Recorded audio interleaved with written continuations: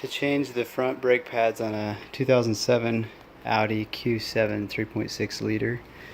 I'm using the stock jack that came with the vehicle, and it goes up underneath. You can see the rail right there, and I believe that that spot right there is for the jack stand.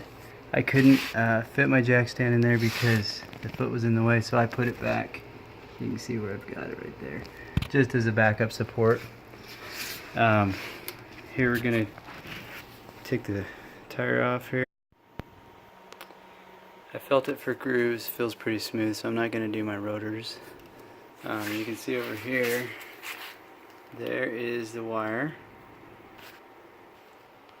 And then it's a 13mm bolt to get this bolt right here off. There's the bolt.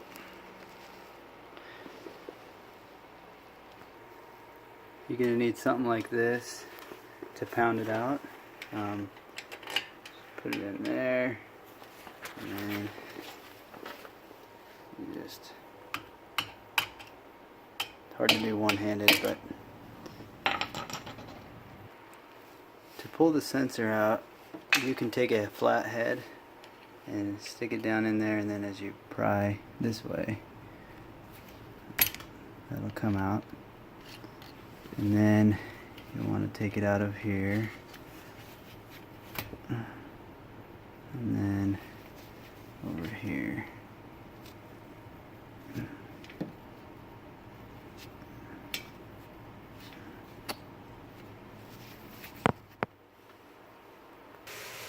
Then you just gotta pop this thing off here. Pull the wire out of there. And then just unclip it out of the last spot there. The easiest way to get this out is to put the screwdriver in on an angle, and then to just hammer it down gently until it comes right out of there. And just pull this pin out. You can use a screwdriver to press this down while you're pulling the pin out. Use a screwdriver to pry gently and get it loose, and then it should come right out. To depress the three pistons that are back in there, let's see. There's the three pistons, 3 on each side, and you could use a screwdriver to really gently just press them back. They're not very hard to press back. Then you want to put your lubrication on there. I put it where the 3 pistons are going to touch and over on the end here and on the end here. I think those are the only places of contact.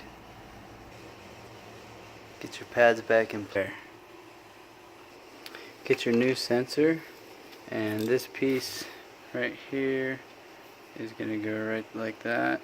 It can only fit in one way with the smaller side on the outside.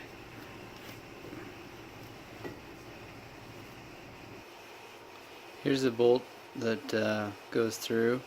I just want to show you the inside of it. There are threads in there, and so you want to be careful on this. You know, not to mess the threads up when you're taking it out. That's why I use that small screwdriver to go through there. This part is a little tricky. You gotta depress this piece here in order to get that through. But one thing you gotta remember, there's a flat edge right there and right there on the bolt. If I can zoom up and you can see it, you can see that flat edge. That's got to be turned the right way, otherwise you'll have to pull the bolt back out and twist it to align it. Once you get it lined up, just gently hammer it in place, and then you should see that the fat part goes past this piece, so that only that thinner piece is left right there. Just so you can see what happened on my last one, it was that second one that cut off, and that's when my brake sensor light came on in the dash and it said brake pads. So it actually cut the full sensor right off, and that's this sensor right here that's going to go right inside of that little spot right in there. Remember to navigate the wire under here first. If you put this thing in here, you won't be able to get the red wire back in the bracket. I just did it and had to take it back out again. It will pop into place, this piece over here, so just make sure you hear a snap, and it should be pretty good. You can pull on them, just make sure that they're good. Then just press this through there, bring it up over and underneath. See if I can get the lighting here. Up underneath the